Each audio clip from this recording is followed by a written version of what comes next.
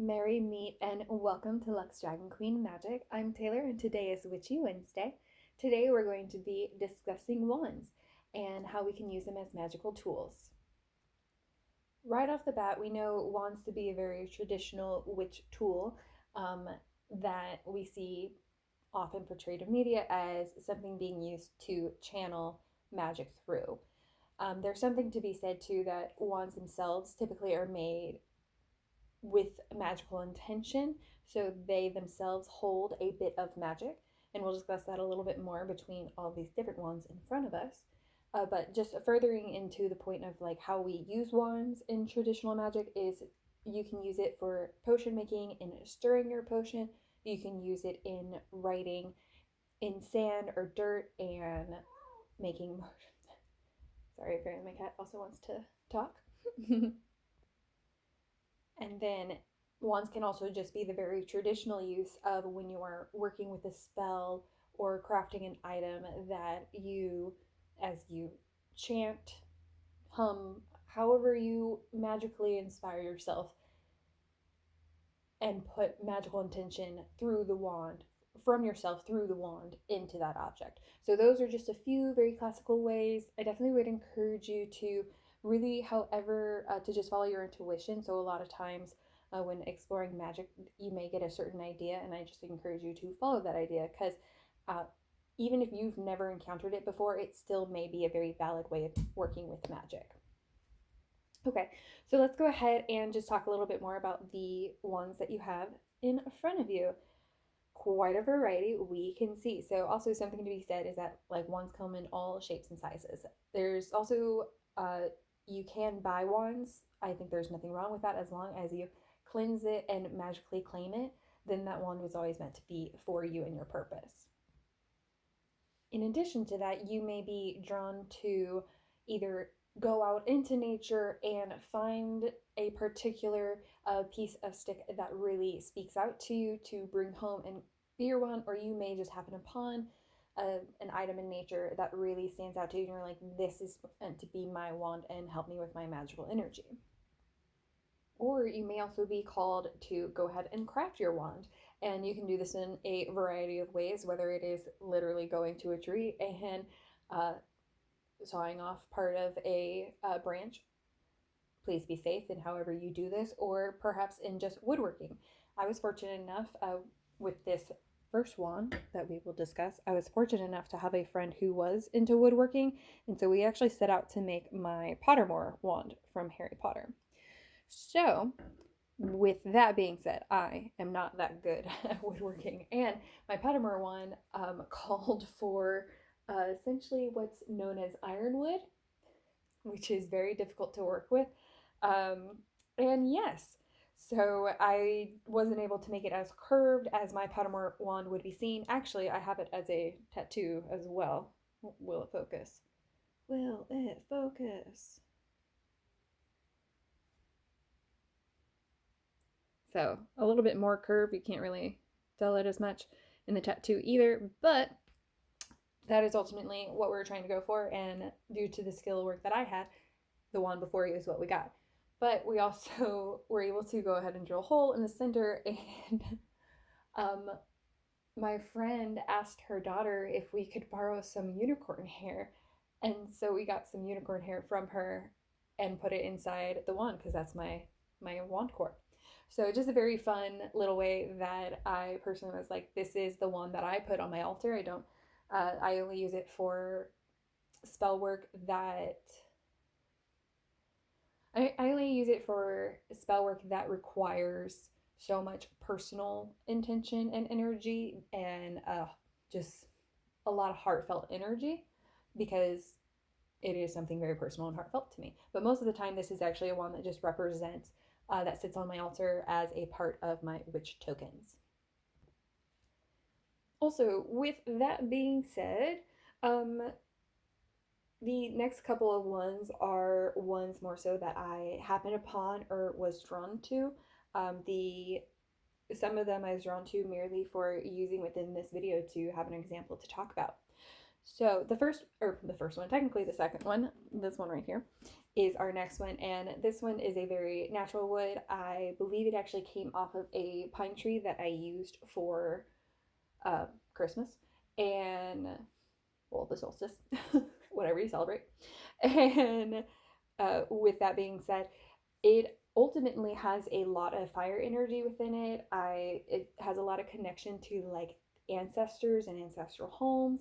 And so whenever I'm working with this wand is typically when I am trying to work within reflections, um, call upon my spirit guides and my ancestors for support and really connecting in a more natural state and way with them. So it's it's the one that I use for getting back to my roots, which is ironic because, like I said, it is with fire, but it is to help me. It's kind of like the torch in the night for me because I have certain issues with my family. So that is that.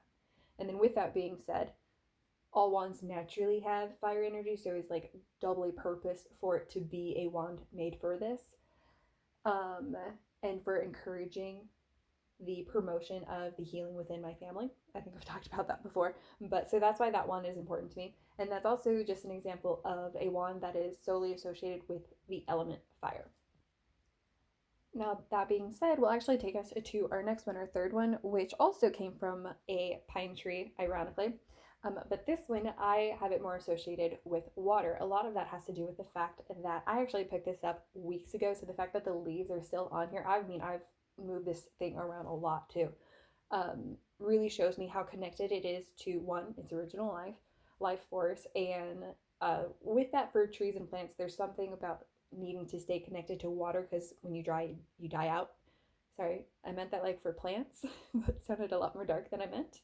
But so for the fact, so I would say any branch or wand that has its leaves still attached to it many days after it has been disconnected is a real sign that it is connected to the water element as well as the fire element.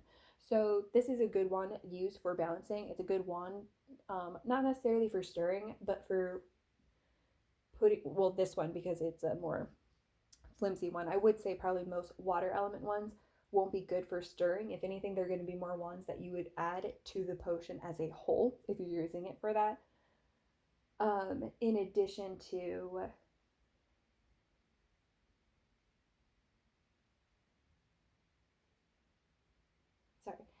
in addition to the fact you may find this wand is more of a one-use kind of wand, because it is more of a rare find. I would think. It was one of the last ones that I found for the purpose of this reading, if I'm being honest. But ultimately, you would use it almost as you would leaves in your spell work, and to adding it to the additional. So it's not some. It's meant to be consumed when you use it. When you use its magic. Um, that's how I interpret water wands. With that being said, we have another one, which the next one here is going to be associated with earth. And I also believe that earth wands are typically ones that need to be consumed. With that being said, so these are wands that are more naturally able to be planted into the ground or placed as stakes in the ground, depending on, or markers, depending on what you're using them for. Or also, if you're doing any kind of spell work where you're like burying it, you can use this. You can use the wand essentially because if you're not just trying to ground it, but you still want the energy to go out into the world, you can use the wand, an earth wand, to benefit that. So you would put it over what you just buried, and then using that energy as a channel, it would take it up into the universe as it sees fit. And then also a big reason why this one has a lot of earth energy for me, it might be difficult to see, but it actually has like caked on mud and dirt. And I'm being pretty gentle with this because I want to keep as much earth energy on it as possible. But ultimately, again, just like with the leaves, it's really stayed on there. And I have moved it around. You saw as gentle as I was just being with it. Accidents still happen. I have bumped it a couple of times, and that dirt is still on there. So these are just some indications that when you have a wand, it just may be associated with more than just one element. And also to break the myth that you only need to use one wand in your spell work. I mean, that's like saying you're only going to work with one guide your whole life. All right, so continuing with our elements, then we have this next one. this is our wind one. So you can kind of see this was found during a windstorm, and so it essentially ripped off the bark, the outer bark. And I like this for a air wand for a couple of things, right? One, the wind literally is so powerful it bared the rest of the wood to us, and it kind of formed this very natural handle. I mean, it just looks like a wand, right? And then in addition to it, there is something to be said about the fact that wind is often associated with insight and clarity. And so the fact that this was getting down to removing a layer to get underneath really speaks to the fact of like this wand is going to be very supportive in those energies. So that's why this one really speaks to me with the element air in addition to its normal fire energy. Then this last one, I actually would almost call it a scepter, and part of that might be part of it is because of how it's shaped with the Y. Also because of the element that is associated with it in addition to fire is lightning or electricity, however you choose to phrase the static shocks. Yes. So just it essentially just however you view that pulse is within this. And I would almost argue that sometimes a wand or scepter needs to have that Y shape in order to have such that static energy within it. There's also something to be said. So this is you can't, with that kind of, when you think about like static lightning shocks, like the way that it zaps is not typically in a straight line, and that really comes forward in this wand itself too, because it's pointing forward is through two prongs, and so you never know, especially if they converge into one strand after,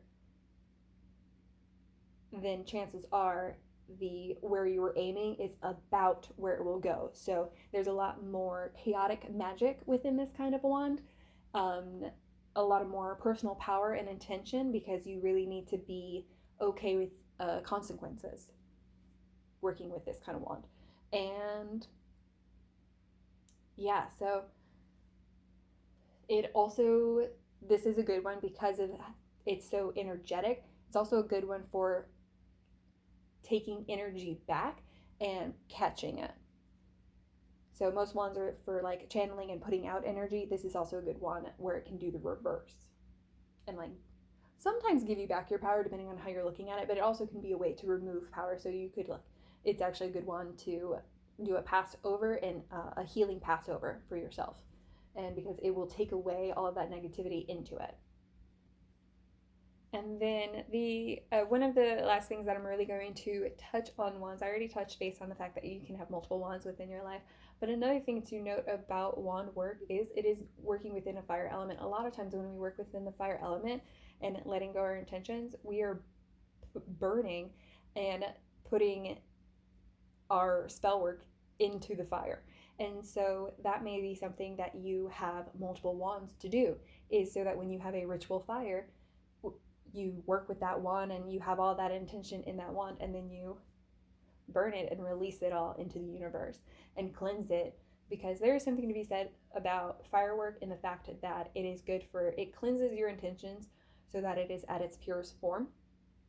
And that's why it can be used not only for setting intentions, but also for releasing anything that no longer serves you.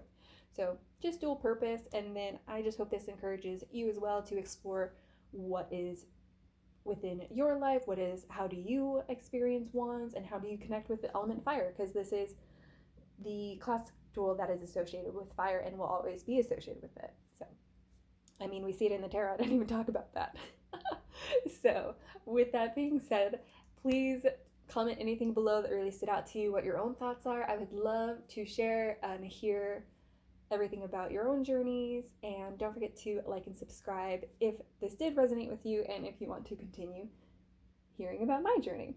And with that, I will see you guys all next time. Blessed be.